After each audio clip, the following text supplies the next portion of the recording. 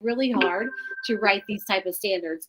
They're so different. So I think that's perfect. So you're going to have these right here.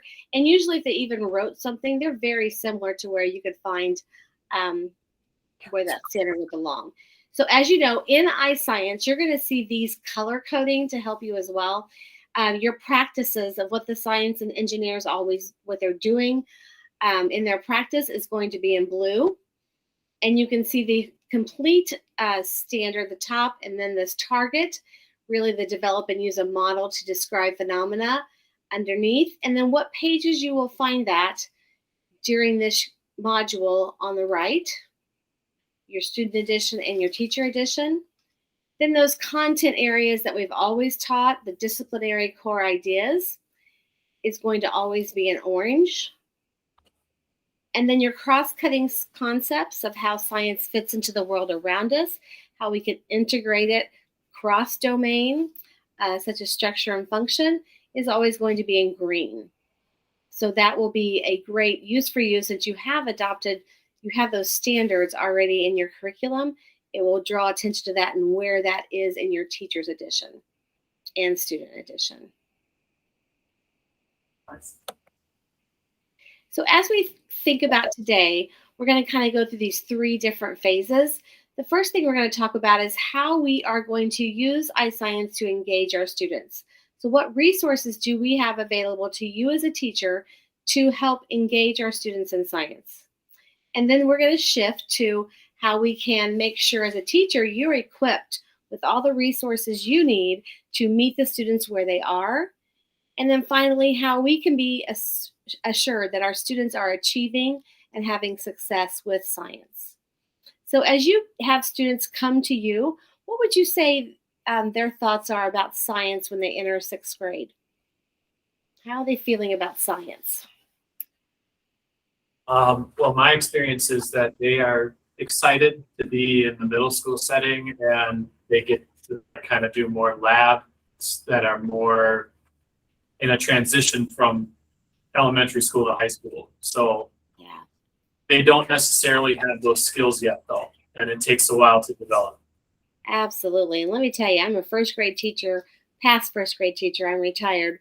But I am working hard with elementary teachers as well in retirement because we have to start doing science in elementary. So they love science and want to, get into those practices of how a scientist or an engineer would solve those problems or answer those questions. I'm sure they are. They can't wait to do the labs and not just read about it during English language arts time. So yes, anybody else have something you'd like to add to that?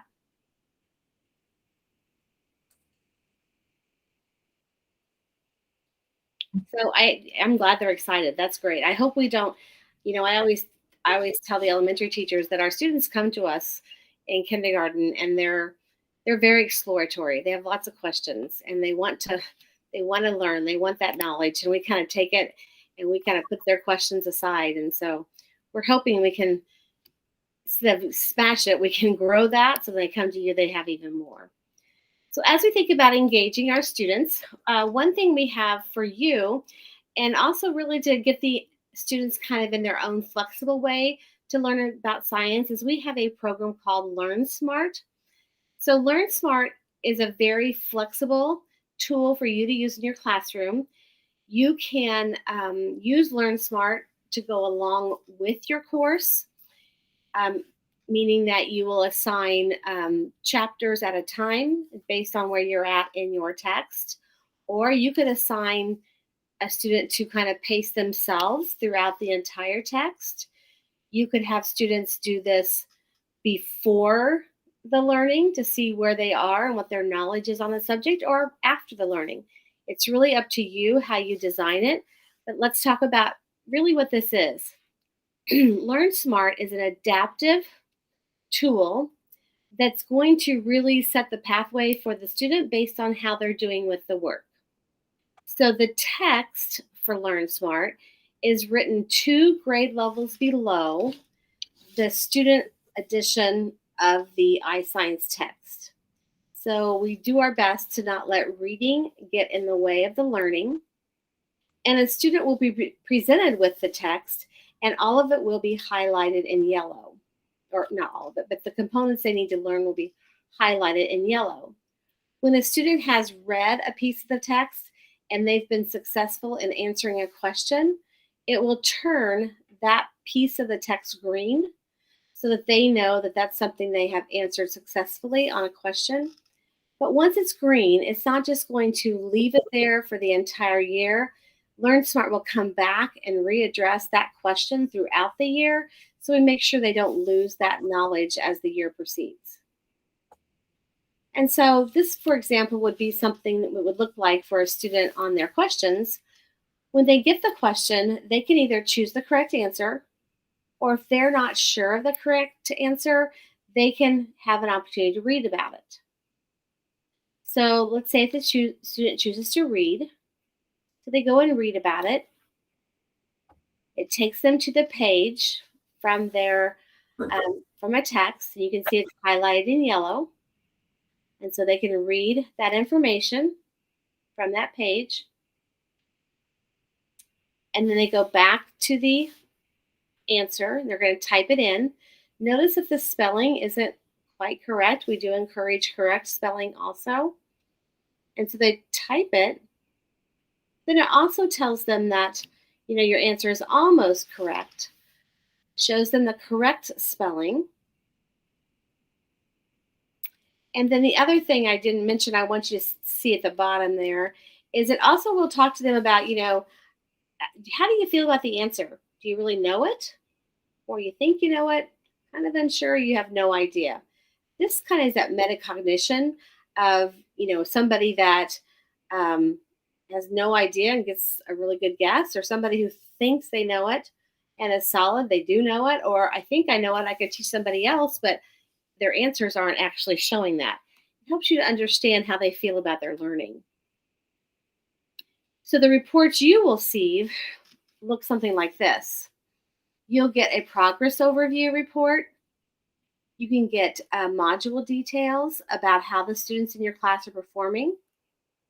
You'll get frequently missed questions. You'll get the most challenging learning objectives, the details of each student. It gives you a quick overview of the practice quizzes, and then those metacognitive skills that I talked about how they're feeling about their own learning. And so an example of some of the students and what a report might look like, for example, you can see on this one the time spent on a certain test, how much they completed, and for example, maybe they're standing in the number of students on LearnSmart. But for me, the information about this would be really great to see somebody that spent very little time on an assessment, but also did very poorly. So you could go back to that question and say, well, you spent 3 seconds on this, and that's probably why you may have got 8% correct. So it just helps you kind of to know where your students are functioning. And then you get the cumulative report of kind of across the board, how they're doing on the different chapters and the time spent. And then also the questions. So what question, how many times has been missed? And then for you, a point of where you could work to see a suggestion. So they might want you to try the Page Healy probe, see what the misconceptions are and why they're struggling. And this Kelly, yes. I have a question. Yes. What you're showing us, this feature, the LearnSmart, is that a built-in feature, or is that something that would be sort of based on the subscription? It's built into your iScience. When we go digitally, it'll be on your platform. Where would that be found?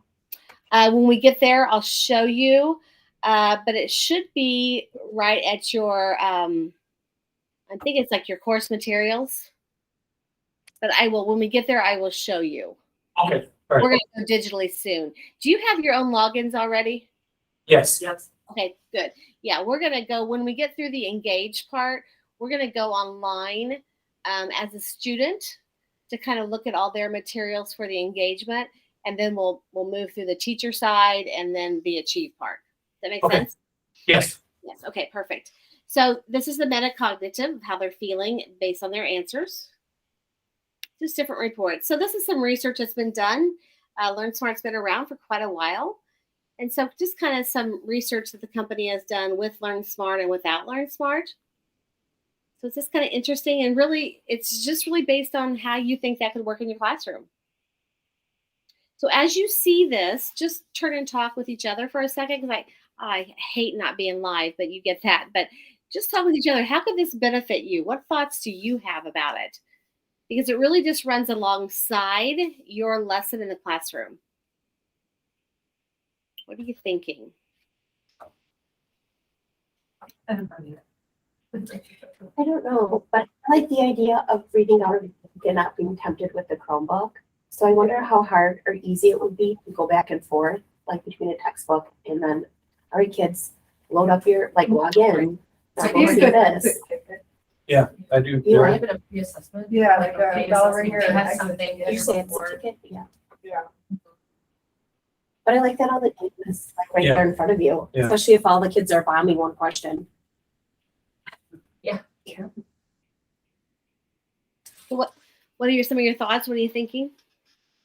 Well, so we do have, different, I guess, preferences as teachers. And so one thing that I shared that I do in my classroom is sometimes depending upon, the class I have and the students with their devices out, if I'm, let's say, going over something from the textbook, I need to actively like patrol the room to make sure that they're not chatting and doing something else with their device. So a way that I get around that is I just have them use the actual hard copy of the book and they close their device.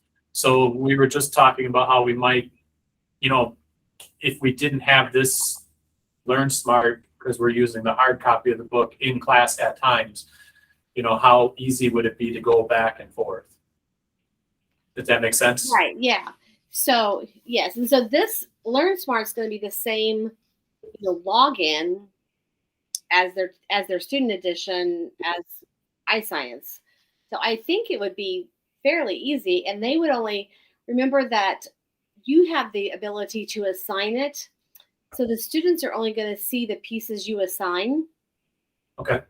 So if you are, and like you said, monitoring that they're doing the right things with the Chromebook, so that, if it's a privilege or whatever, you can monitor the time they spend during your 15 minutes of going over with something else. You know what I'm saying? So you're going to have all those management reports that you'll get to see how, is that what you're talking about? To see, like, are they spending their 15 minutes using the tool wisely? Is that kind of what you're talking about? Yeah, but also, bouncing back and forth between what we're doing in class and what they're doing on their own. Right. So that's where you kind of have to think about how you want to use this. Do you want to use this just as an independent study with science topics to kind of keep them fresh and current in their mind throughout the year? Do you want to, are you following the sequence of the text, or are you just going to assign like this chapter after you finished it and let them move at their own pace? There's just lots of ways you could use it. Do you want to, have that material up front? With phenomena, that's kind of hard. So it depends on your philosophy. Okay. Because I really think, what I think is kind of nice is it's going to bring, knowing what with phenomena, I would probably not want them to have the answers up front. So in my particular situation, I would probably take the chapter or topic I've worked on, and I would probably assign it after, and then just let the students start moving through certain pieces after, and then just kind of continue that throughout your year. And that way it's going to bring up that past content until you get to the end of the year towards the assessment piece. Just my 2 cents. Okay. But I think kids that, don't use it, or you see those kids spending 3 seconds on it, then obviously that's not working for them. So does that help make sense? Mm-hmm. Yeah, because you don't want the kids to have the answers before they're doing the explore, That would kind of ruin it for them. So just a thought, but it'd be anxious for you guys to look at it and see what you think. And I think when I go online digitally, you see you'll be able to see how you can assign different pieces of it, and that might help. So anyway, this a nice tool. So, and just remembering as we move through, there's lots of things you can do to engage your students digitally as well as, in print. So as we move forward, thinking about that 65% of the population are visual learners. So as you guys think about yourself and the type of learner you are, anybody not a visual learner?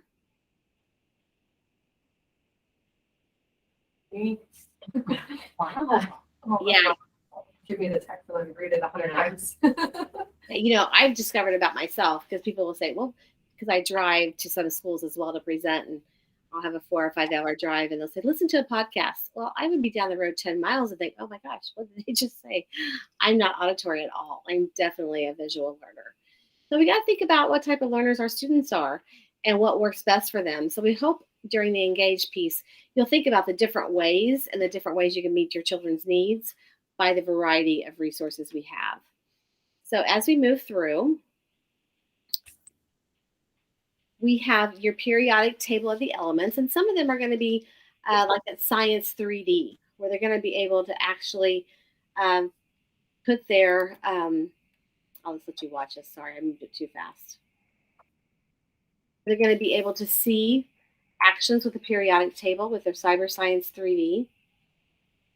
Very fun for kids to watch, to make meaning of it. Shelly, I'm sorry, I have a quick question. Am I supposed to be logged into my book and following along with you, or am I just watching you? Just watching me right now. I'm going to let you guys explore here in a second. I'm going to show you where these tools are at. There's just so many that, and that's, and in iScience, they're not like all in the same space. You're going to find them embedded throughout your lessons. So I'm giving you the overview of what you'll find, and then I'm going to give you an opportunity to explore with the students and their lessons. So just a lot of different cyber science opportunities that we're going to have, but I want you to know what they are. We also have graphic novels that children are going to be able to read. I even know that my 5-year-old grandson loves the graphic novels for those type of learners with the timelines. STEM activities. We have Paige Keeley probes. Have you guys used any Paige Keeley's work before? No. Okay, she is a national author. She's also been past president of NSTA. She actually is researched with students around the nation to really uncover the misconceptions they have about science. She writes the probes specifically for each of those misconceptions. She has written those for McGraw-Hill, but just know, being in middle school science, she has got a variety of books that do even more. But just for example, they're going to look something like this. It's going to give you a scenario, and it's going to say something, for this particular one, it's going to say something like, Jose tosses a ball high into the air. The ball eventually comes down so his friends can catch it. Jose and his friends have different ideas about why the ball comes back down. This is what they said.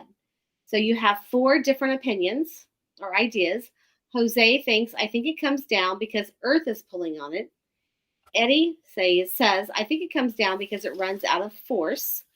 Lucy says, I think it comes down because air pressure pushes it down. And Dinah says, I think it comes back down because no forces are acting on it. So these are actual statements that students have said, and they have to decide as students who they agree with, and then also explain why they think that.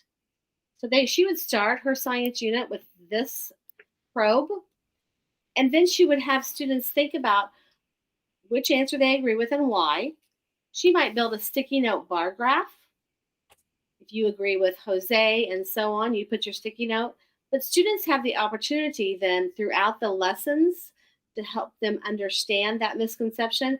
They have the opportunity to move their sticky note to the correct answer. As they begin the lesson, it's their best answer. And as they go throughout exploring and understanding, they move it to what they feel is the correct answer. And towards the end of that module, then we talk about and we uncover what is the correct answer. She has many different strategies that I'll show you when we go online as well to use in your classroom with those probes. So it's a lot of fun. Kids really love it. Also for Engage, if you'd like to just turn into your teacher text to a chapter. Any chapter, the first 2 chapters are more about getting started with the science processes and practices. So turning into maybe chapter 2 or 3 and just kind of looking, I'm going to give you some overviews of what the chapter has to offer before we go online to see the digital piece. Does everybody have your teacher's edition with you? Yep. Perfect. So you just notice in chapter 2, you see a brightly colored picture. You have the inquiry piece where students start to look at the picture and think about the questions as the phenomena, and they would ask questions about it as well. We also have phenomena for your next generation's science standards that will be attached to these chapters that you can view online. I'll show you those. You have your big idea. You have about getting ready to read, like just thinking about what do you think, agree and disagree. And then you go into your lessons. So again, engaging pictures for lesson 1 and that phenomena. Your essential questions, your vocabulary. And in reviewing your vocabulary, we also talk about the word origins to help them understand the meaning. Academic vocabulary, as well as science use versus common use, if we have a word that falls into that category. And if you notice, online, there'll be vocabulary activities they can do with a drop and drag. Crossword puzzles.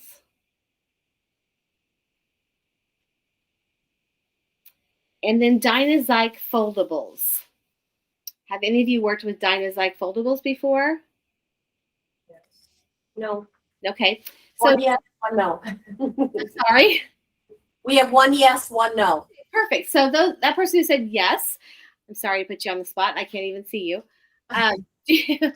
Do you like them, or how have you found them useful, or have you found them useful? They're very useful for students that have a hard time organizing information. Exactly, they are, and so exactly that. So we have that opportunity in our text of iScience to organize the information. And some students really struggle with that. So it kind of depends on your philosophy in your classroom. I've heard a lot of teachers share with me that they use the foldables to help them organize maybe vocabulary work. Also, they've used them for, as they proceed throughout a chapter, in organizing their notes. And then instead of doing that end of chapter review type paper, the foldable becomes their study guide for maybe lesson 1 and lesson 2 and lesson 3 before the assessment at the end. So we not only have the foldable ideas, but then we have the actual videos, because those foldables can be tricky.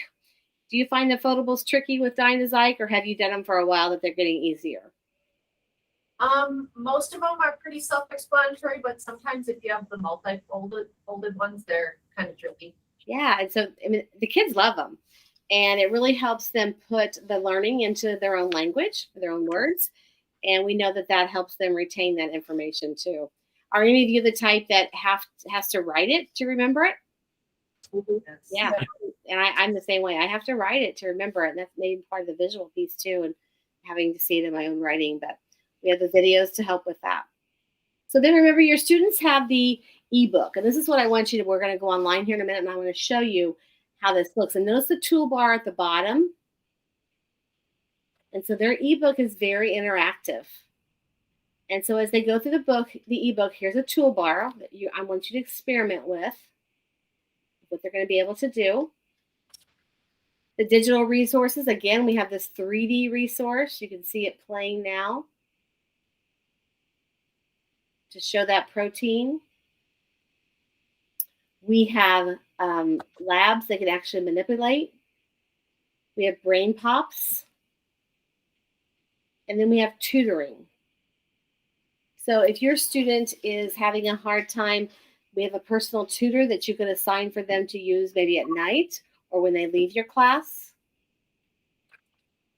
We also don't want math to get in the way. So you will notice that we have math tutors also.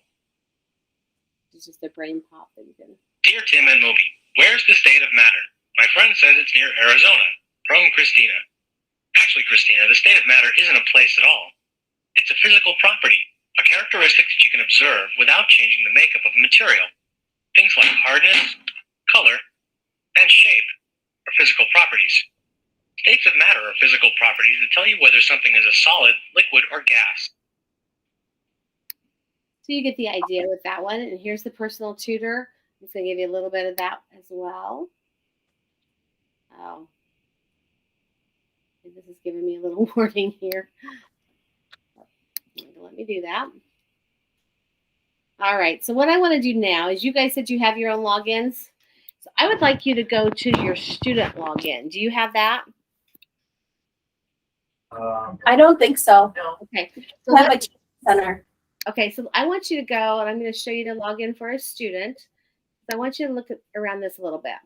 I'm going to blow this back up.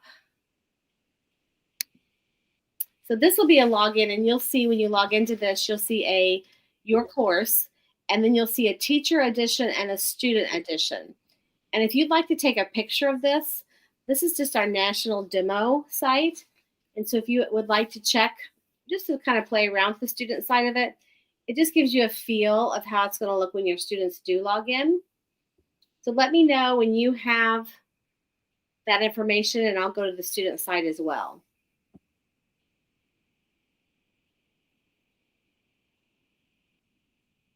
Yeah, we have that. Okay. So I'm going to, of course, when it logged me out a while ago to get online, it took away all my tabs I already had up. So hang on just a second.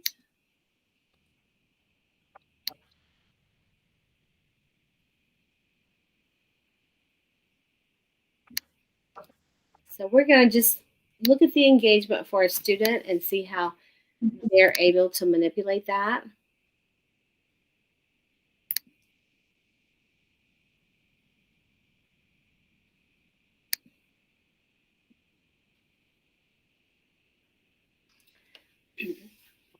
And you guys can let me know when you're there.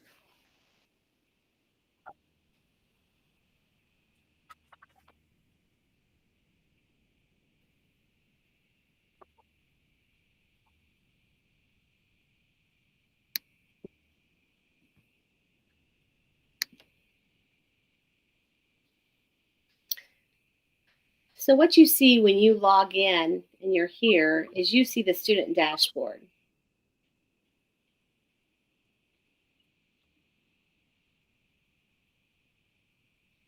I don't mean to rush you. Is everybody there?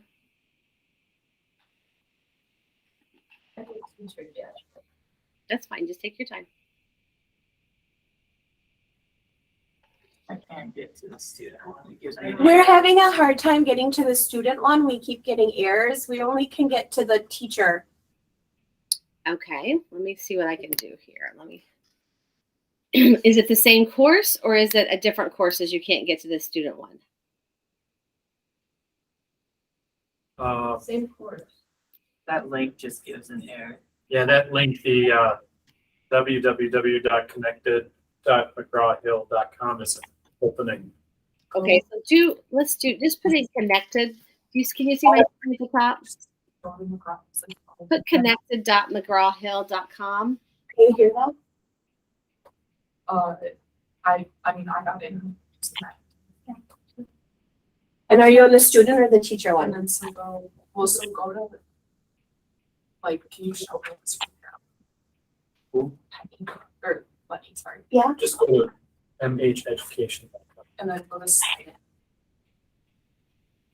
And then go to connect in the second section. Did somebody find a way? You have to log out. And then from here, just sign in? Yeah, and then you'll have to log in if everything's like on. You scroll down to connect that link. Oh, no, go back to your log. And scroll down to it, see connected. That's what you want. And you probably have to log yourself out. Over this one? Yeah.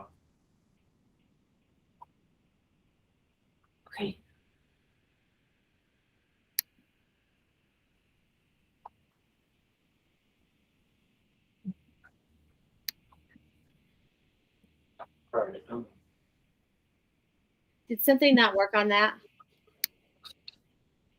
Yeah, it was just, I think what we, like for teachers, we had to log ourselves out and then log back in with that, because whatever link it wasn't working for us. Okay. Is this the only McGraw-Hill product you use? Well, we have like a social studies teacher that uses McGraw-Hill and I think maybe math as well. Okay. I will say, so since we talked about this is like the older traditional with the next generation added, that this is an older site that McGraw-Hill had. They do have a newer site. So that sometimes can give us problems. I just received this site with the username and password today. So let me know if something doesn't work. But are you all there now? We're working on it. Okay. Okay. Okay. It will not be a problem with your own when you have access to the student edition. It'll be fine. Okay, I think we're good. Okay, perfect. So this is your student dashboard. This is what the student will see when they log in. One thing that I want to caution or just tell you about that always seems to be tricky is the first thing you have to look at is right here, that lighter blue and the darker blue.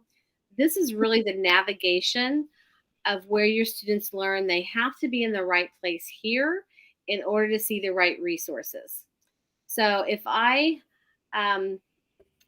scroll up here, I can see that this is where I have assigned my students for right now of what I'm working in as a teacher.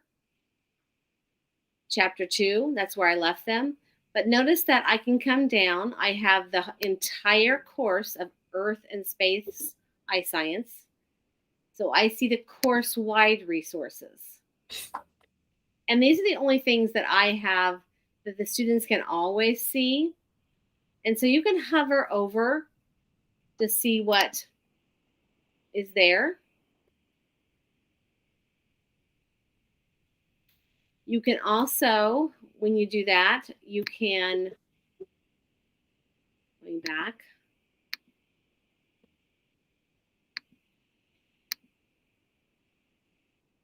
look through it this way to see the other resources that they're adding. It's just the times you can play around with it. I'm going to go back here, and then this is your lab manager. It'll give you your lab things. And so you just kind of have to play around. But these are the things that automatically come to the students without you having to assign, if that makes sense. So you get an idea of what is automatically going to be there. As you start throughout your year, you decide, here's methods of science, lesson 1, 2, and 3. And then you see the other resources for that. And then you start right in with the Earth and Space of exploring Earth. This has nothing to do with your lesson plans. This has to do with the students are able to see. Here's resources. And then if you want to go to their interactive book just to see how that works for them, you can click on the ebook. It will take you to the place where you are on your page. And you can see that over here, this is your table of contents. So if you wanted your students to go to a certain page, certain chapter, bookmark it, their resources. They also have the ability to annotate, highlight, pen, put a sticky note, review, circle, underline, interactive text box. If they have a text box, it's interactive. They can clear it, their glossary, their index, just how these interactive texts will work. If you want to type in a page number like 300 something because you don't want them going page by page, they can type it in there. And then the toolbars for this page, just kind of, you can get an idea of that from this point. If I want to go back to my text, I go back here. And then the final page is the menu for the students. So the students can also go here if they have homework. This is where their homework will appear. Right now they have no homework assigned. It will also tell them to go back to their homepage, their dashboard. It will also tell them here if they have homework. Those two places. Here's their glossary, their notebook, if you as a teacher send them any messages. So I just want you to take a second to kind of look through. And what you might do as a teacher is just go down to one of the chapters. And I would skip the first couple just to kind of get into some big content. And go to a lesson. And you can notice this is now highlighted. Just to scroll through to see some of the resources they have. So here you start to see some of those videos of what the students have available. So I also don't want to waste your time. Do you feel like you'd like to take a few minutes to kind of look through a chapter and a lesson for the students to see what is available and get the functionality while I'm on the line to answer questions? You tell me. I don't want to leave you and then have questions later.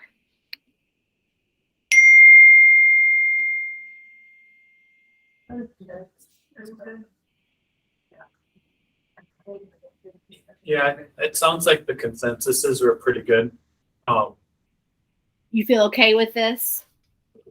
Yeah. Okay. Yeah, I just want you to make sure. And honestly, if you do have questions, I told Carrie earlier this morning, I do not mind if you guys explore after we leave today at 2:30 and you have questions, then to put them in a doc and send them to me. Because I think it's really hard virtually to have explore times, honestly, because I'm not there. So, but I really want you to make sure, the big important thing for the student is to make sure that they understand this navigation, because they'll be looking for resources and they'll be in the wrong chapter, the wrong part of the unit. That makes sense? Yeah. That's the big piece. Okay, so as we go back, so we are just at the Student Center. So we are going to move out of the student text and we're just going to go to Connect Ed. And it should take you back to all programs.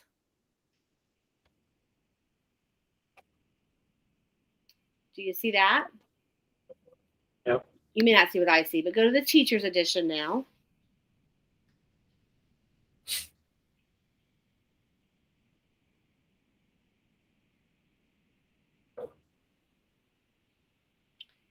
And your Teacher Center looks very similar on the dashboard to students.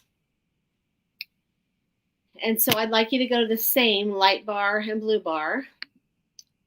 And so this is going to be the course. And we talked about course-wide resources. So this is your course. Here are your resources. And this will be any updates that would come across McGraw-Hill. And then as you look here, this is your course-wide resources. And if you hover over, your vocabulary for the course, resources, you can see more.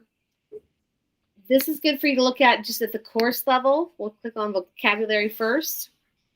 These will be vocabulary puzzles. Also, you can see when you get to the course-wide resources, you have the same on down this pathway. And that's important for you to understand as teachers, is that you're going to have two pathways that you can always work with. We want to take you down one that makes the most sense to you. So as you look at the Earth and Space Science course-wide resources, we brought you to vocabulary, which is right here. But if you move to course-wide and off the vocabulary, here are more. So you have a handbook for practices. Here's the alignment guide. I showed you earlier that one sheet of how we're aligned in Next Generation. This would be the entire catalog for that. If that's of interest to you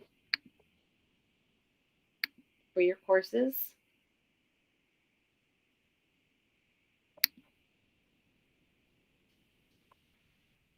Your science and engineering practices. The design for engineering. Here's the teacher foldables. your material list for your grade level. There's just, you can tell there's a lot of resources for you. Lab skills, lab safety. We also have a lot of videos. If you start to look at the course-wide resources, you're going to see these videos. We call these professional development on demand for you. They could also be things you might want to share with your students on lab safety.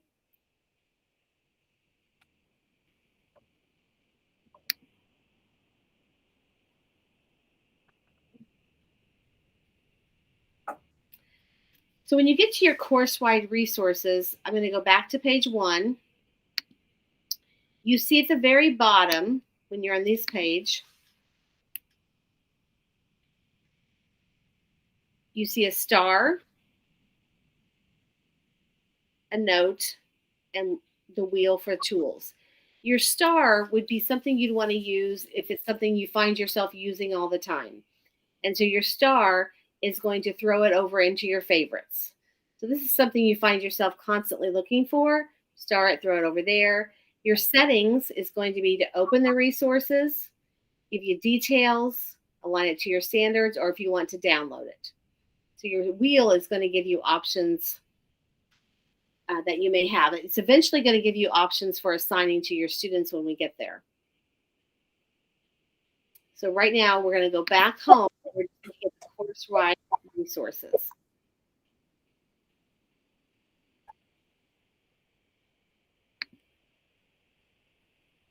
Eventually they're all going to take it to the course-wide resources on this page. So let me show you what this does both ways. So this is Earth and Space course-wide. You can get there that way. The other way is you can go right down here to resources. So either way, you get the same information. There's 2 pathways. Does that make sense? Yeah. Okay, sometimes teachers get concerned you're going to get different things, but either way, this is the way that I usually like to look for things. It's just right up front. Okay, so as we go down, let's go back up here to menu. And this is the plan and present. This is what I think is most helpful for a teacher as you begin planning. So when you get to plan and present, we're going to come to the first piece, and we talked about how you have next generation items that can be helpful for you in adding to iScience. So you have an alignment guide for next generation. You have your project-based or your STEM projects. You have the science and engineering practice videos, and you have a bank of phenomena. So those are extras that you can call on if you need to go along with your lessons. But again, I'm going to move down to chapter 2 because I feel like that's where your content comes in, that you can see additional items. So when I go to chapter 2, I'm just going to go to the chapter overview first. And I'm going to, over here to the far right, so notice you're on a chapter, you have the overview. I'm going to bring all these up. And this is how I can see to start my plan. And the reason I go to plan and present is because from this page, I can plan my science lesson. I can also create a presentation to use in front of my students during that week. And I can also start assigning. So from this chapter, these are going to be my standards. I can preview the resources that I have. So notice that you have different pacings that you could follow. You have your traditional or your fast track, depending on if you want to use the phenomena or not, the next generation. And so here are resources that you might want to use over here on the right to begin your unit.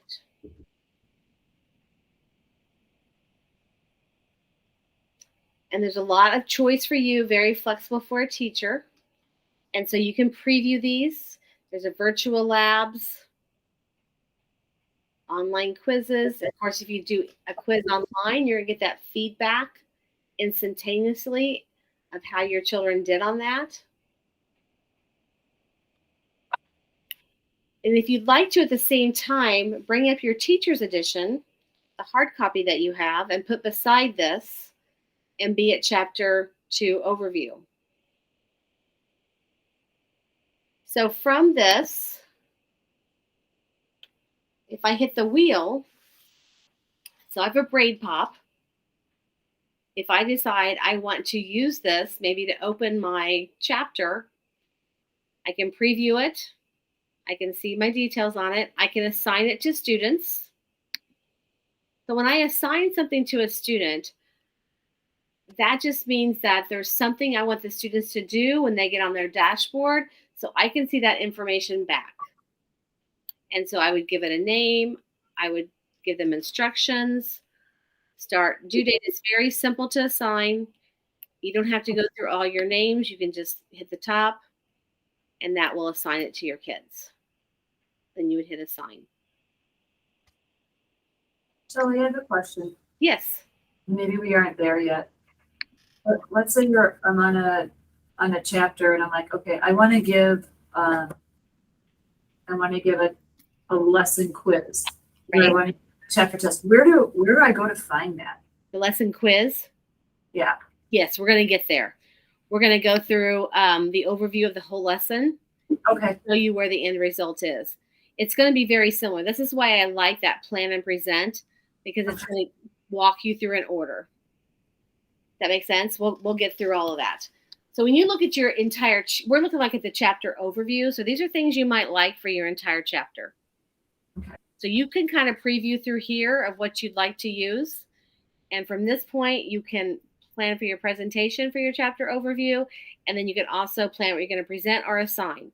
Here are the Page Keeley probes that we talked about for the misconceptions. It's right there that you can assign. So now let's go down to, I'm going to go back up here to this bar, where you have science content background if you would need it, identify misconceptions, but let's just go to the lesson 1. So from this point, you start to see your 5E lesson plan, and you have your engaging of the students. I'm just going to scroll down.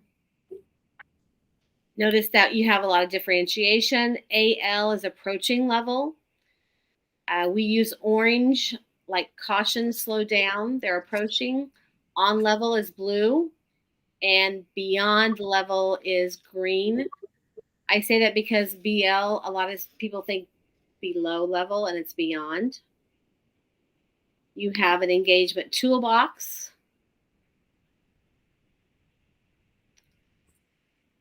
And again, from here, the same thing, assign. Then notice you also, this is a place where you can share with Google Classroom that you use. Your opportunities to explore. You have labs to launch, the explanation phase. If you have chapter resources to help your students after they've explored to be able to explain. If math is an issue with this particular standard. You also have a reading coach that's going to help the students with their reading. And then I also want to point out you have reading essentials. So reading essentials, I'm going to pull this up. This is going to help the students who are below level in reading. It's also written 2 grade levels below. It looks like Cornell notes. So if you have students that you find that the text is too hard, they can use this to be able to read, less distractions, written 2 grade levels below.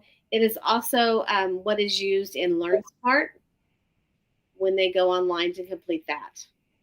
So reading essentials is very beneficial for those students who struggle with reading. Again, all the resources on the right. And again, remember, the reason I like this page to plan here is you can present and assign at the same time. I'm just scrolling down through all your resources. Opportunity for differentiation. And let's just go down to, here's your toolbox for you. And then if you get to evaluate. So say, it's going to look the same at the end of the chapter, but there's your foldable resource.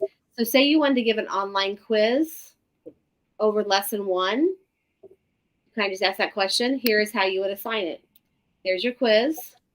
You can assign it and you can share it with Google Classroom. And here's the lesson, a quiz in Spanish. So it's right at the point of use. And when you're in your teacher's edition, you will see this reference there as well. So Shelley, I see it says like online quiz. Uh-huh. Can we print those? Yes, you can. So this is what it looks like if you take it online. And of course, you'll get that immediate feedback. So if you go here to your settings, I'll have to show you where those quizzes are. Go back. We are going to go to print your assessments. We're going to go to assessment. And I'm going to go to chapter 2. And so if we are assessment, we were in Earth Structures. And this is going to be your e-assessment. Is everybody with me on that? Because this is the piece that's a tad bit, not tricky once you get used to it, but let's just look at this. It's e-assessment. And so you're going to open this icon.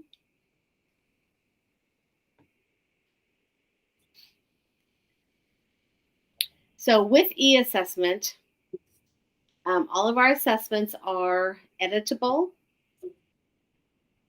however you'd like to create them. And let me know when you all are here. No, I need to go back a couple steps, or maybe Kevin. That's fine. So we were, when you go to this menu, go to assessment. There, so I'm in. She just opened it? Yep. Oh, that first one. I would understand. Right here. It'll The first one has all. should be always the first one. Yeah, should be. Got it. Okay. And so it looks like this. And so you have lots of options with this assessment. So what we are going to do is we're really not going to create a new test, but that's what we do to print it. So we are going to create a new test. And let's just say I'm going to say chapter, where I was, 2, lesson 1. I'm going to have it default to my test, and that gives me options of what I'd like to do with it. I'm not going to name a folder. I don't need a new folder, just my test. So with your options to build this, you can just build a test with randomly selected questions from existing questions from McGraw. You can build a test with randomly selected questions. You can do it by your state standards or difficulty level from existing, or you can build your own. It's up to you. There's lots of templates in here to put in your own questions. I'm just going to build one from randomly selected. And so I'm going to go to next. I am going to use the tests that are already there. And so I'm going to go to Earth and Space Science. I'm going to unpack it. I'm going to go from, actually, I'm going to uncheck that. I'm going to go to chapter 2,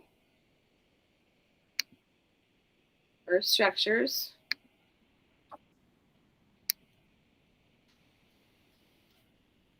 And then, okay, so chapter 2, Earth Structures, and then I'm going to go next. Oh, I'm sorry, I did something wrong here. Hang on, I'm going back.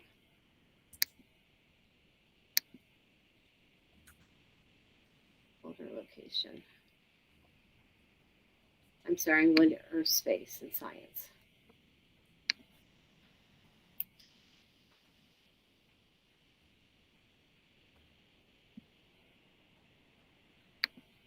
I have to go up here, sorry.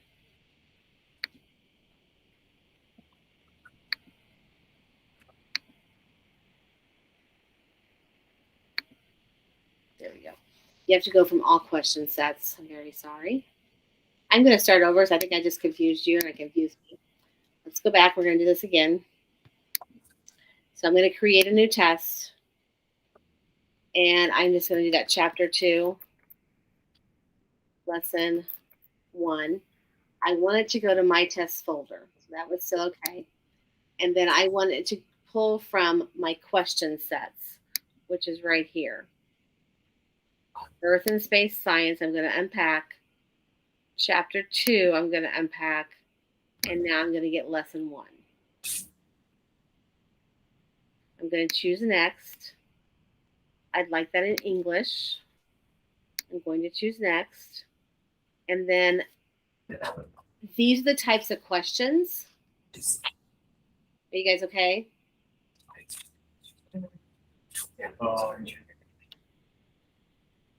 Not sure. Do you want me to go back and go slower? Yeah, I was with you, and then when you went back, somehow. Okay, that's fine. Yeah, I know. I went back and went too fast. Let's go again. Okay, so these are question sets I have that come from the various tests that I have. So I'm not sure. What do you guys see in your question sets?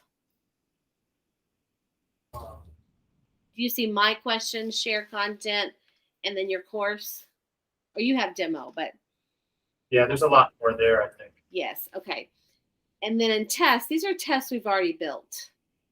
Okay, so we're just looking at question sets right now because we want to create a test using the sets of questions that we have. Yep. Okay, so we're going to go to create a new test. And so we're going to give our new test a title. So I'm going to say chapter Wasn't convincing. Okay. 2, lesson 1. And I want this assessment that I'm creating to go into my folder of my test. And I'm not sure if Carrie is still on the line or was it Lynn? I'm here, I'm in the room. Okay, good. I will send you guys a PDF, a form that talks you through how to create these assessments because I think it's something to hold on to. For example, I haven't trained iScience for a while and I had to go back and review that for this week. So I think it's great to have. So it's going to go to my test and then you go next. So we want to see the question sets. So we get the questions from the chapter that we want. So we know it's in mine's in Earth and Space Science. So when you see a caret going to the right, that means I can unpack it to get more specific. And I want chapter 2, so I can unpack it to get more specific. And then I want just lesson 1 for this particular assessment.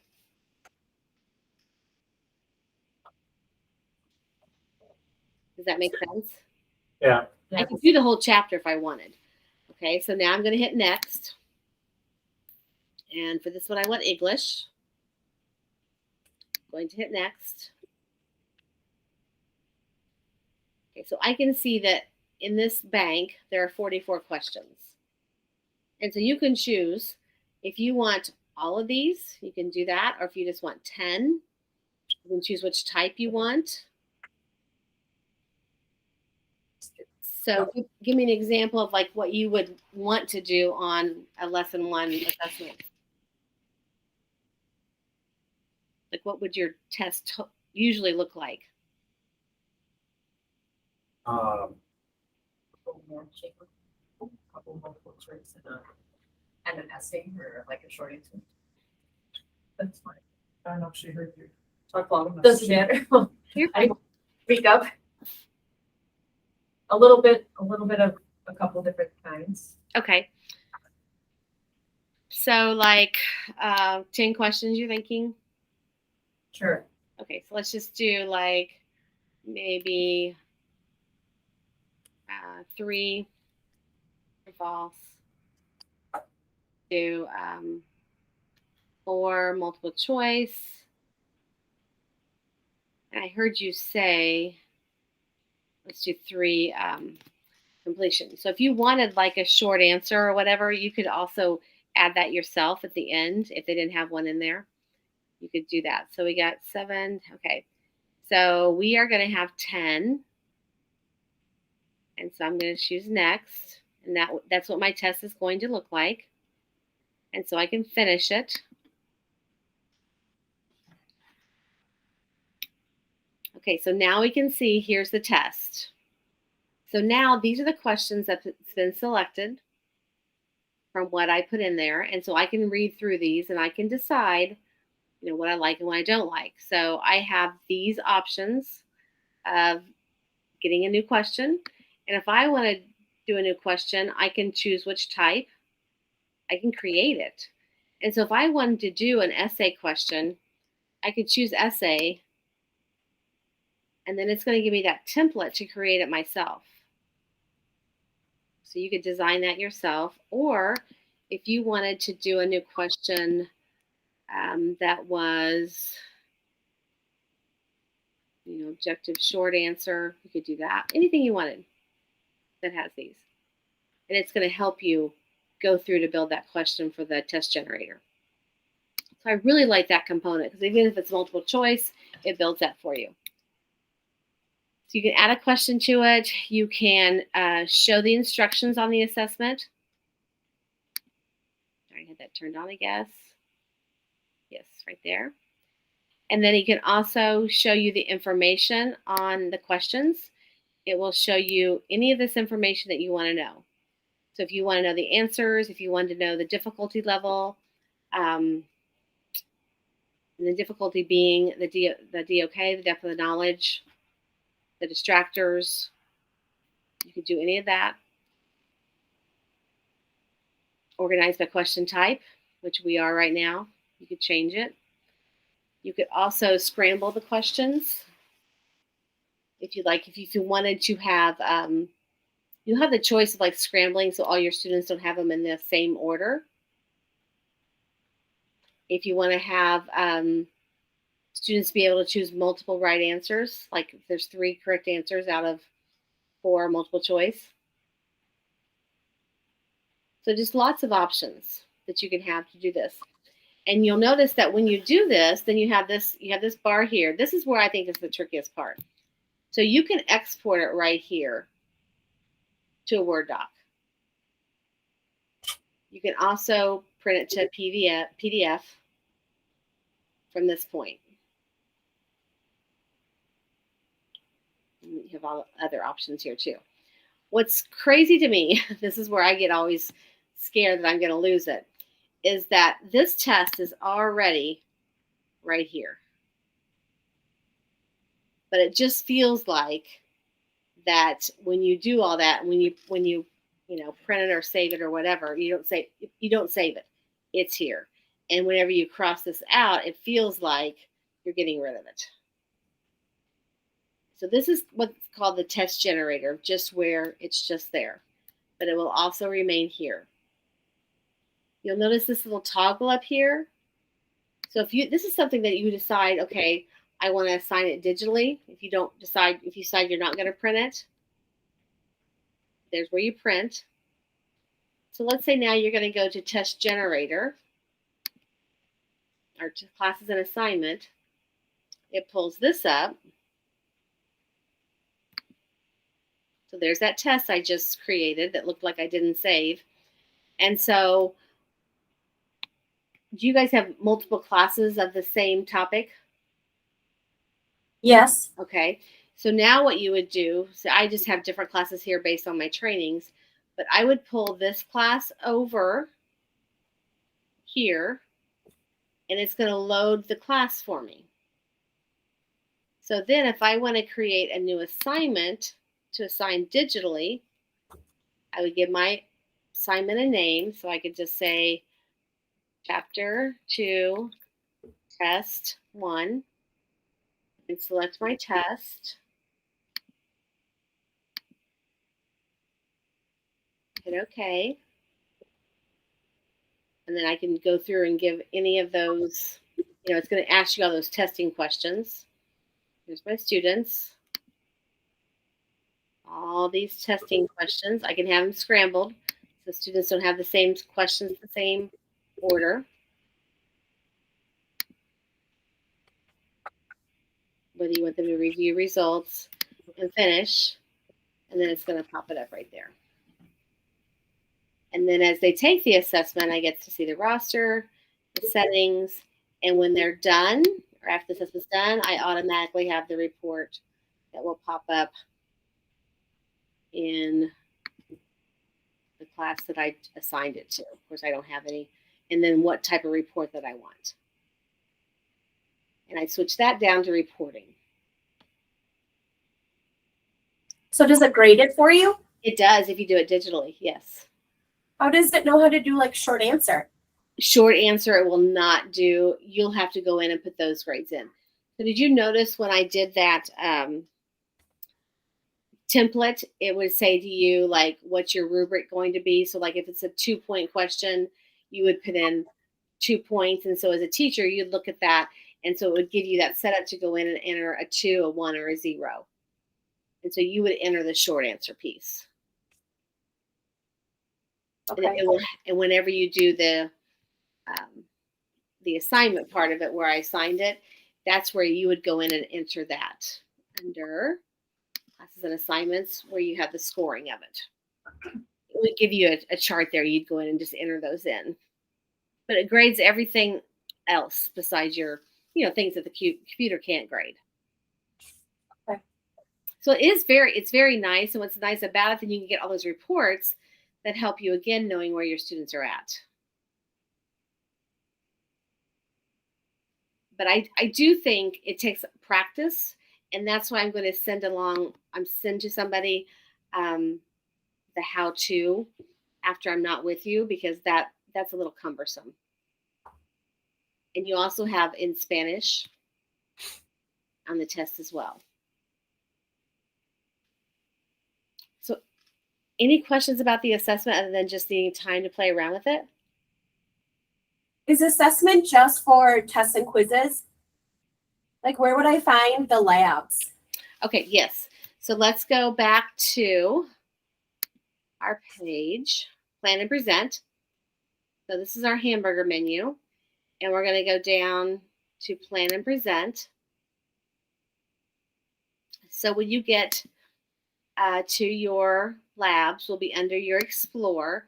Now, are you talking about just your like here are your labs like this? Is that what you're talking about? Or are you talking more of your interactive labs that might be more interactive?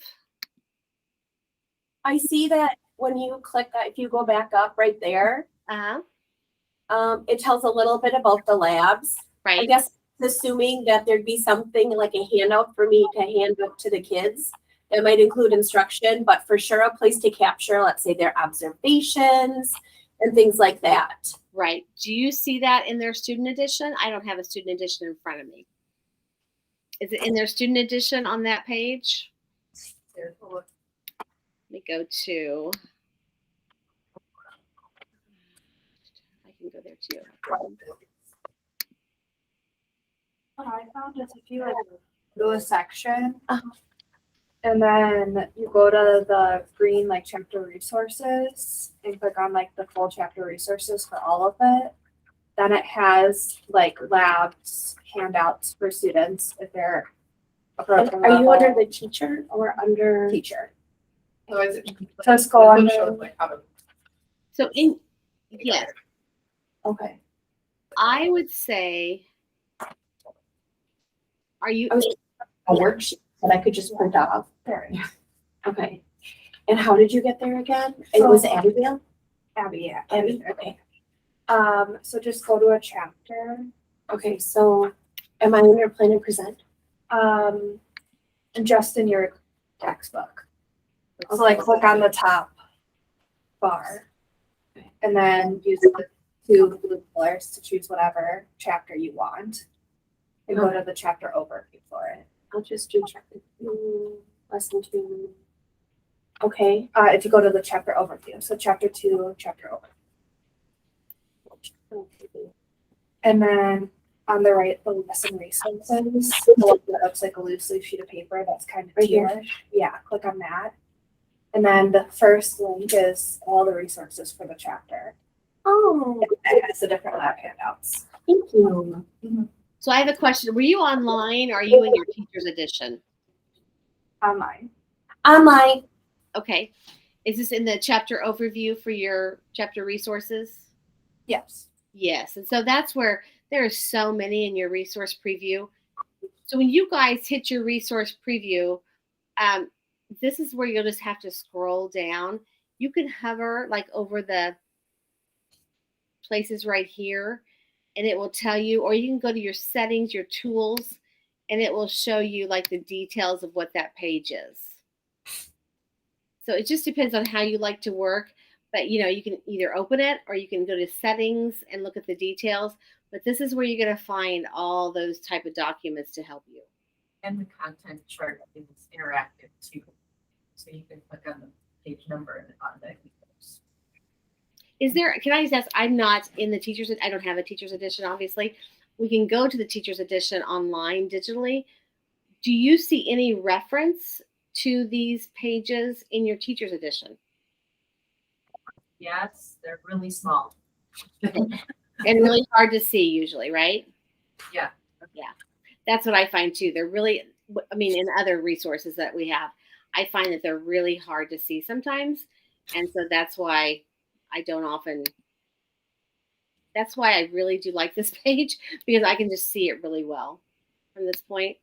I was going to try to go to the teacher's edition, going back to the dashboard. So your teacher center, here is your ebook. So, and there's a way that you can zoom in with your ebook. So if I was going to go to chapter 2 and lesson 1, so this is the way you can see, you know, in your teacher's edition, and then I assume this is going to be your resources for this. So when you go in your teacher's edition, then you're going to see the resources for that particular lesson. Did you see how I did that? Yes. Okay. Yeah, and that's a little bit helpful because you're on this page. And so here is the vocabulary. Here is, I think that's a watch a video, the tutor, check, resources, and the science notebook. So if you use the online digital, then it'll link you directly to the resources associated with this page. That's helpful. Then if you turn the page, then it will, of course, then change to what you need for this page.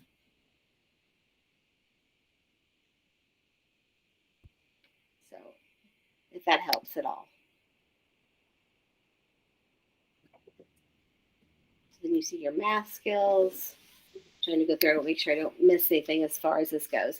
So I think you can really follow along with your teacher's edition, but then notice you see like the online quiz. It shows you it's online. And you have the math part. I just think it's, you know, it's definitely, I think it definitely benefits you to look at the online piece because I think that helps put it with your teacher's edition to find all the resources you absolutely have. Because you can see how you have so much more online than maybe you feel like you have when you open your teacher's edition. Does that make sense? Mm-hmm. Yeah. I think that's what's kind of hard to see sometimes. So when you do an assignment, when you create an assignment, then your assignments will start showing up here.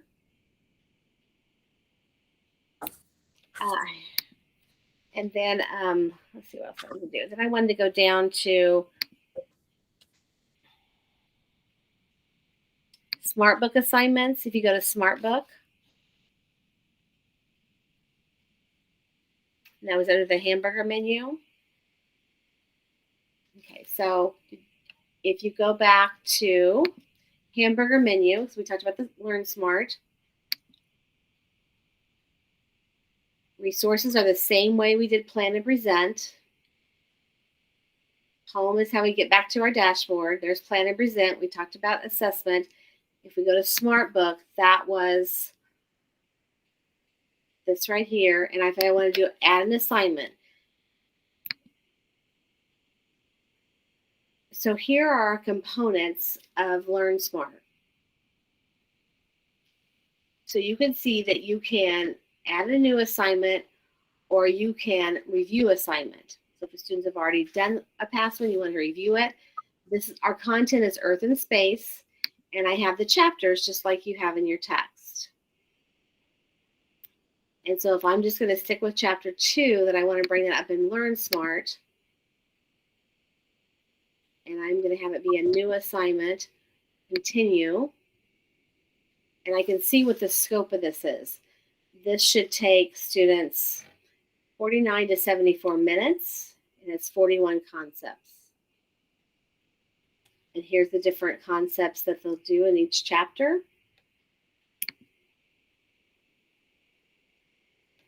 And I have different settings I can do, the name. And if you don't want all students to be involved in that, you can just put specific students and you can assign. You could edit the content.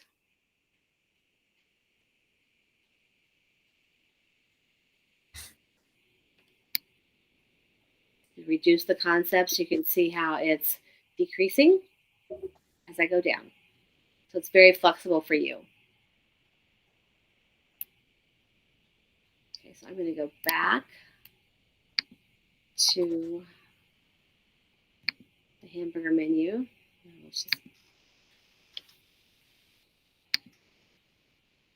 Okay. And then one other thing back at the hamburger menu, wanting to go down to professional development. So we have a lot of professional development for you throughout the year. Implementation support for just different ideas. If you leave today or you want to kind of look back at something that we've talked about, we have close reading strategies. We have the Dynazide foldables, all of the ways that she folds her foldables. Digital instruction videos. We have, I'm sorry, did you have a question? Yeah, that's really nice to have the digital, especially with your students if they're working on that too. On-demand webinars. Blueprints for Success will have a lot with your performance assessments, your problem-based learning. Here's videos for the science and engineering practices if you want your students to kind of see what does this look like. And with the formative assessments with Paige Keeley, just different understandings of why these are important to her, why she spent years researching this, and how she uses it in the classroom. And these are the strategies. Because I will tell you, kids will get tired of those probes if we don't utilize them in our classroom in an engaging way. So with the strategies come, with the probes come all these different strategies of how to use them in your classroom. And elementary students, you know, for the ones they're able to do, love these. For example, if you're working on argumentation, I'll just show you a sample for one. There's short little videos for you and how you could use them in your classroom. So I'll let you just listen to this one. We'll start it. Formative assessment probes provide an opportunity for students to engage in the scientific practice of argumentation. One of the strategies you might use to provide students with the opportunity to engage in argument is called argumentation lines. This strategy works best with probes that have two answer choices.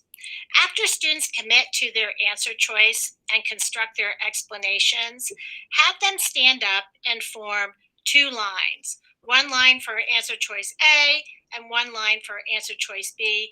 And then the students face each other in these lines and the argumentation session begins. So it starts off with a student on either line framing their argument, sharing their explanation, and students who agree with them can add to that explanation, or students on the opposite line can disagree and offer a rebuttal. The arguments go back and forth, and as students share their arguments, students who are not speaking are still engaging in this strategy because they're carefully listening to the arguments of others. And at any time during this strategy, if a student's argument is compelling enough for another student to switch their answer choice based on the evidence that was shared during the argument, they can cross over to the opposite line. So one of the things that the teacher does during this strategy is observe which students are changing their answers based on the strength of the evidence. And the teacher carefully listens to the evidence that is presented. Sometimes the evidence may be contrary to the best answer, so the teacher makes a note of that to address that in subsequent instruction. And sometimes the evidence is scientific and compelling enough that the teacher wants to emphasize that in the follow-up instruction. So this is a strategy that provides students with the opportunity to engage in argumentation, both through speaking and through careful listening, where they can evaluate the arguments of others and decide on the strength of the evidence presented. What are your thoughts about those? Are they used in your classroom?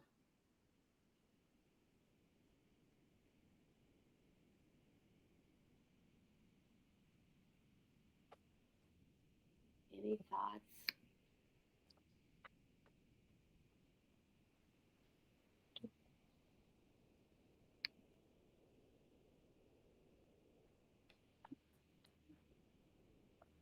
For elementary and middle school that I've worked with these on, it really gets the conversation starting. It really helps the collaboration between students and listening to others' ideas. And Paige Keeley, I've worked with her a couple times at NSTA, and she talks about how when you start your science unit like this and they start that sharing and collaborating and learning from others, then when you do your explore with your materials and you come back to explain, she'd really like before you leave explain to feel like most of the students have uncovered those misconceptions and are really on the right track with their thinking before you move on to that elaboration phase. So I think you'll find some of these that you really like. Some kids like a lot more than others. For example, commit and throw, where they wad up a piece of paper with their answer and then they get to throw it across the classroom. So anyway, some good things here for your professional development that I think will make science very engaging. So I really feel like with the digital platform, the one thing I did not show you with this is once you go through your planning, there is a presentation that you can use in your classroom. And it looks like I don't have the right. Can you guys get presentation to work on yours? You used to work on mine. I'm not sure why it's not doing that now. But your presentation, if you have the right browser flash, you should be able to get that to work in your classroom that you can use as you move along instead of creating those PowerPoints. And then you're always open to create your own lessons to upload into iScience as well. Does the presentation work for you guys? No, I get an error message saying that I have to install Adobe Flash Player. Yeah, that's different. It's always worked for me. So I probably will send a message just to make sure they're aware that's happening. I don't know whether with Adobe's changed or something with the site has changed. Okay, so let's go. I just want to go back really fast to our slide because I want to make sure that I have not missed anything in walking through just the digital. I want to make sure that I haven't overlooked something as we move through. As I'm doing that, as you're thinking about your understanding of iScience, is there anything you're thinking about? Any questions or concerns? Anything? No. Oh, go ahead. My only question would be, because I received a lot of materials, Yes. were those boxes all inclusive, or is it still going to be important for me to check those like supply lists? If there's stuff I need to buy that might be like perishable or something like that. There could be things like that when you in your materials list or in your lessons, when you see the overview of the chapter, it should give you an idea of what's going to be needed for that because there could be perishables or things that we can't actually ship. Okay. So yes, so we do run across those things every now and then. So as you have your labs, you're going to have that launching lab where you're going to launch that thinking and understanding, and then you'll move into a mini lab that I showed you online as well. And then you're also going to have that math skills time where we don't want math to be a concern, that you'll be able to have that personal tutor to help your students at home. You'll have opportunities for lesson reviews with the foldables. And then that inquiry, they get that time to apply their learning. And then something that looks more like a STEM project where they're going to design, create.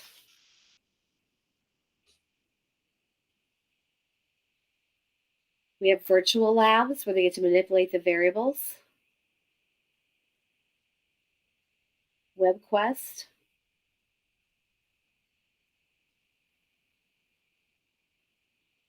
Just kind of going through quickly because I think we'll see all these online. The dissection of a frog. Do you guys get to do real frogs, or is this going to be helpful to have an interactive dissection? I don't know. What do you guys do? We did real talk. Yeah, I still remember to this day a real frog in middle school. So I was wondering if you get real frogs. But if you don't get real frogs, here's an interactive way to do it. And there is your teacher's edition that looks like this, spiral bound. You have the 5E lesson plan. Do you guys use the 5E lesson plan currently in science? No.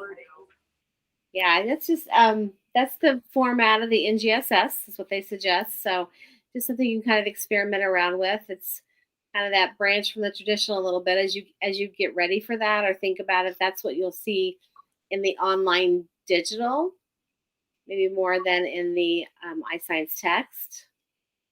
And just remember the different color codings for the differentiation, that the AL is approaching and the BL is beyond.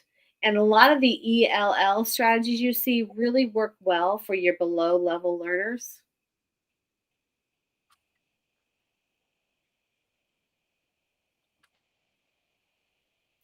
And then finally, the achieve. I want to make sure I've hit all those. You can see here how the reading essentials that I talked to you about being 2 grade levels below and the Cornell notes looks different than what's in the student edition with the less distractions and better organization for the students that are easily distracted while they're reading. They have a science notebook. So you guys may do your own science notebooks, or here is one that you can use from iScience. They have a practices handbook and looking at the 8 practices. And then we have that project-based learning where they get to be an engineer and practice, and we give them situations where they get to help solve problems, brainstorm those solutions, and going through that engineering design as an engineer would.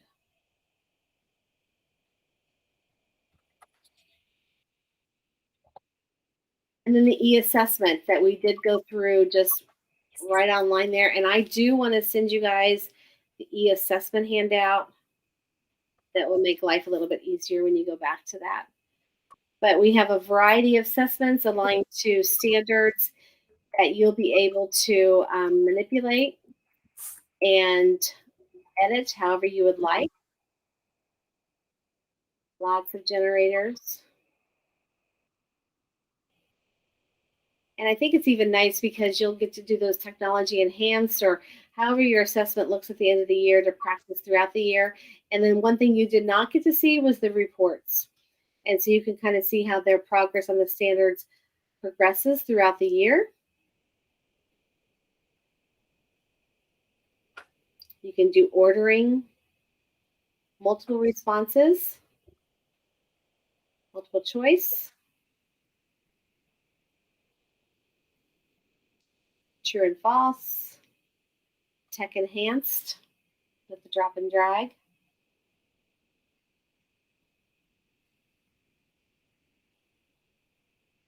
So again, to engage our students, we have the probes, Dynazike foldables, the interactive ebook, to name just a few. And for you, we have that connected teacher portal where we hope, I really think you'll find if you use Plan and Present, you'll see all the resources you have available. Lots of different types of labs, including the reading coaching and the personal tutors for math and the technology. And we hope that we meet all the students' needs by the reading essentials with the Cornell notes, project-based learning to practice the engineering practices, and that Learn Smart tool. And that is the demo code if you guys should want to get back on at some point to practice as a student before you have that login. And that is the presentation piece, but I want to make sure you feel good about iScience before we would end. So I can see you now when I do that, so from a distance. How are you feeling about iScience and meeting the needs of your classroom, traditionally and also next generation wise? Well, it's going to be something that I'm going to have to kind of just get acquainted with as I go. Right. So when you say get acquainted with, which piece feels maybe the heaviest, the most you're going to need to learn? Well, we haven't had, at least I haven't had, we just had textbooks and we had resources that were available to print out. And, you know, we didn't have an online platform that had all these extra features. So, Right. you know, there's a lot there. Yes. And, you know, it seems like a lot, but I mean, you just kind of pick through and sort through and just take, you know. There's a lot to teach in science and get through with just the old system or traditional system.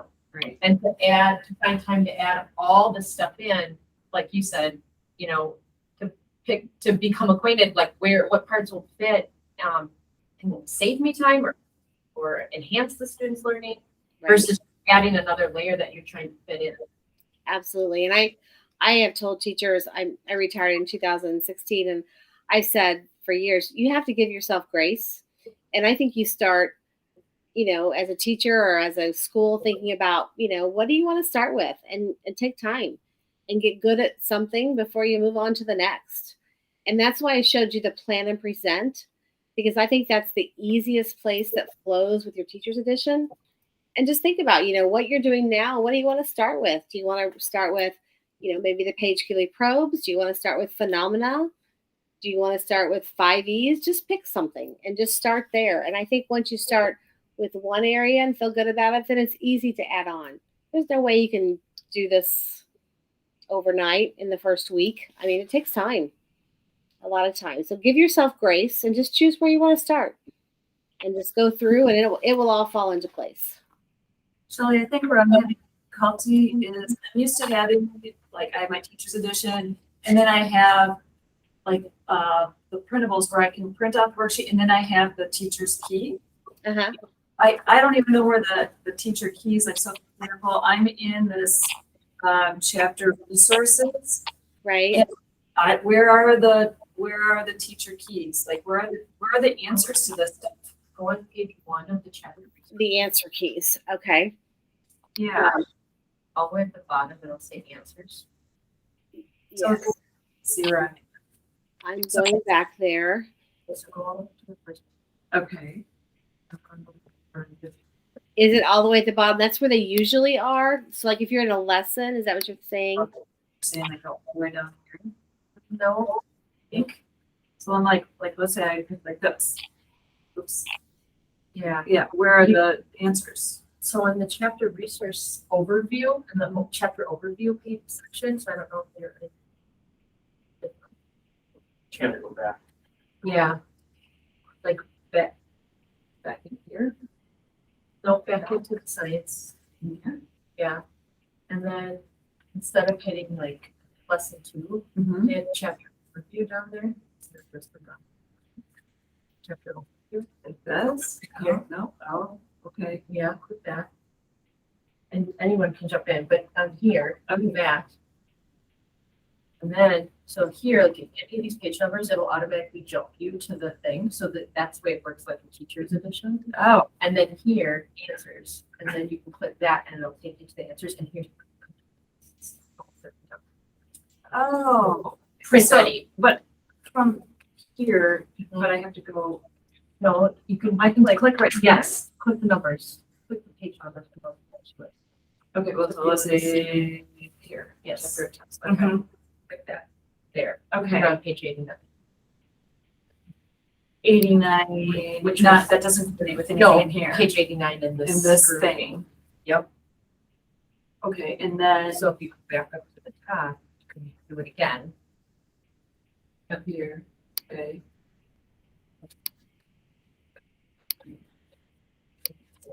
I just want to talk. This is your answers. Or drag the thing all the way. Okay, so Is someone finding it for her, or trying. Spin this. Because I was on page 9. Okay, so there. No, Oh, Okay. the T2. So it's in order, so that's less no lines. These are all. This is And here's all the the test. answers. So all the last, whatever, 15 pages are answers Okay, so for the whole packet. So all the answers for the whole packet, when you're lab saying, answers, this whole resource.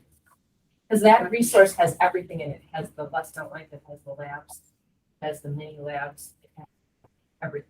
yeah, let's say you. did you guys like mess around with this before? Like, I did a little bit last night, okay, because I was in the same boat as you. just give me the Well, let's teacher say you were key. looking at just doing this. Yeah. Right, if you click on that, There, that's okay. gonna take you to the test. Okay. So you got. Where are the questions? Okay. Right, that would be the questions, like if you Okay. print that off, that's what that's gonna That's look what like. that's gonna like. Right, Got but that. if you want the answers, Yeah, then you would scroll like either all the way down, or you would have to go, like, probably just go back. And then go Okay. down to the answers part, right? okay. And then that's gonna be like everything, so you're gonna have to go, Now I gotta Fine. search, find well, that. I found it. Like, You can also type in the search bar too. yeah, so once you get to it, like, Okay, it'll probably. It's there, right. and then Oh, okay. you just probably, what I would do is I would take like a regular version. and- Right, you write it in, make, Yeah. make your own key. Yep, yep. Yeah. Okay. And print. Thank you. Yeah, yeah. My frustration is just like, I just am looking for like the basics. Because you need something to start with. There's like I a love ton that of we're bringing fluff. all this, There's but- a ton of fluff to go through, but I just need the basics to teach my kids. Oh, Okay, thank you. is this where you saw what you were telling her? Yeah, Yes. yeah. So I probably, in hearing just what you're saying, I think if it was me, I mean, depending, I'd get a notebook and I'd print those off and I'd have my different components, because I don't think that piece is very digital friendly. Right. I mean, it's 100 pages long, that's not digital friendly. And that's part of the problem with iScience is it's taking a traditional product and trying to bring it forward to match with next generation. Does that make sense? So that's kind of the piece of it that's hard.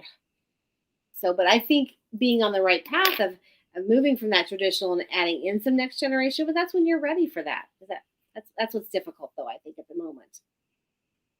But I mean, just as a little feedback, I mean, thankfully, I mean, I've been teaching this for a long time and I can bank on my old material to get me through while I'm learning this. But if you're a brand new teacher moving into this, yeah. this is tough.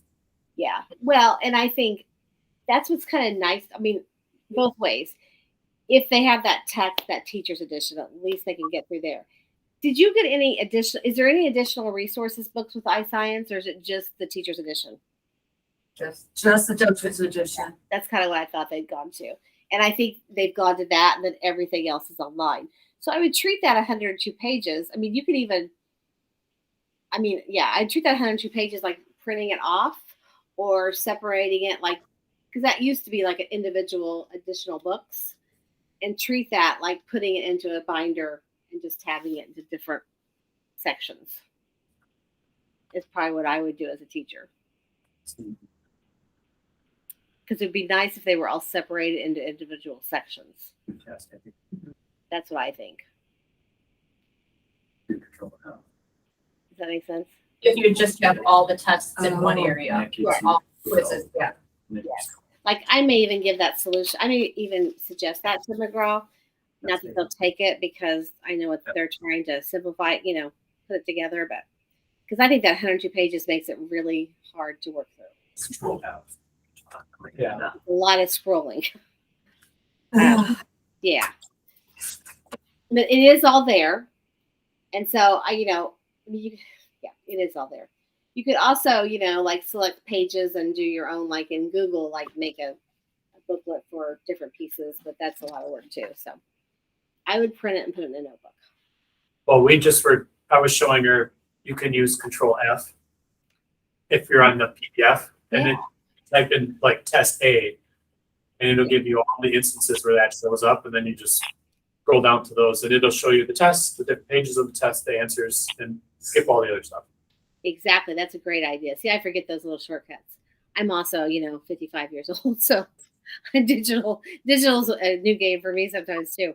The other thing you could do is yellow star all those chapter overviews and put those in your favorites, so you're not searching through all those chapter overviews. They'll just be right in your favorites every time. Right.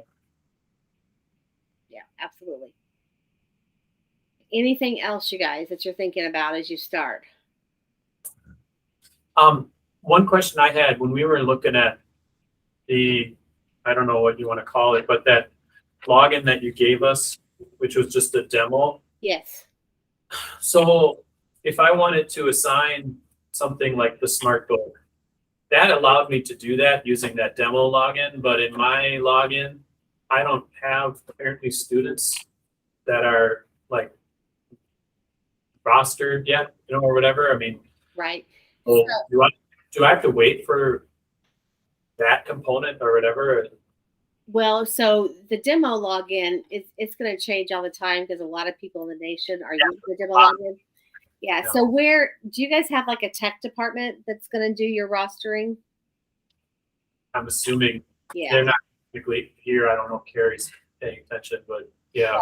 So when you worked with your sales rep, they are going to have how you can integrate your students with your iScience.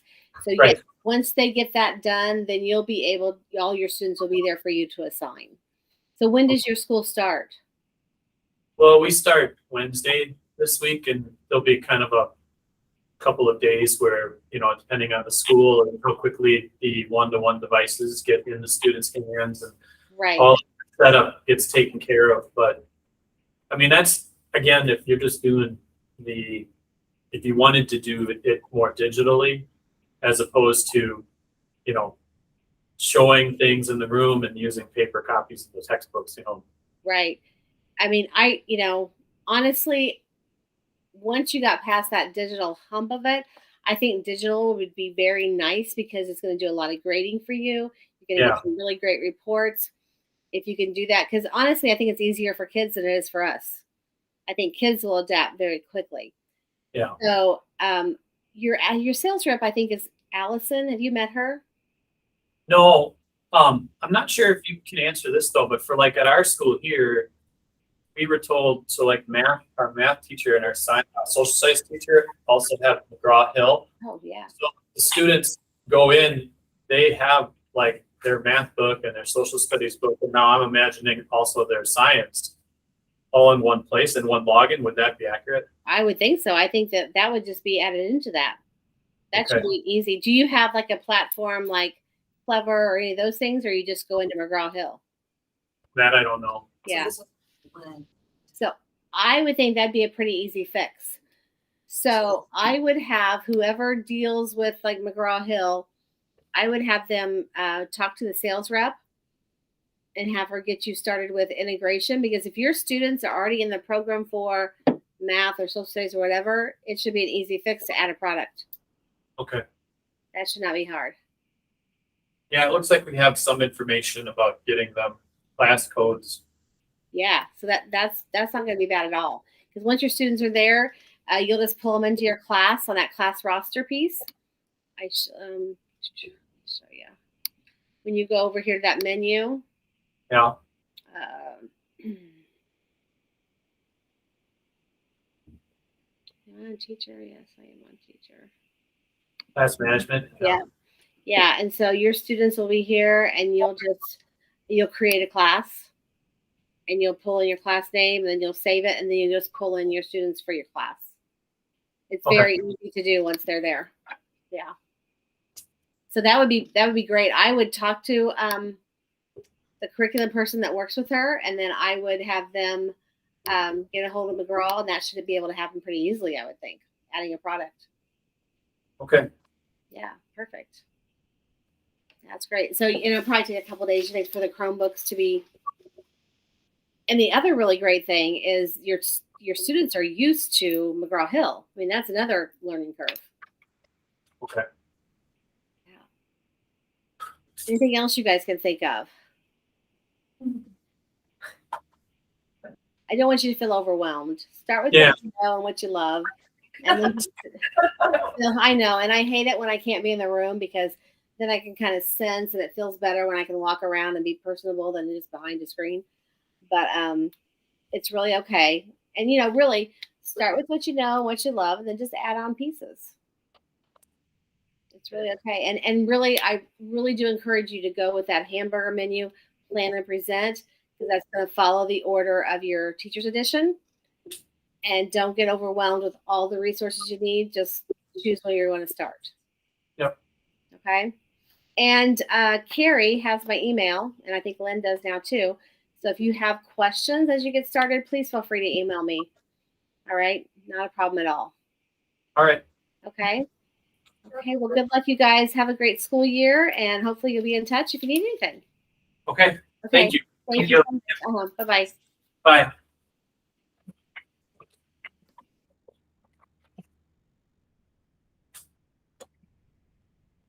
Really better than me.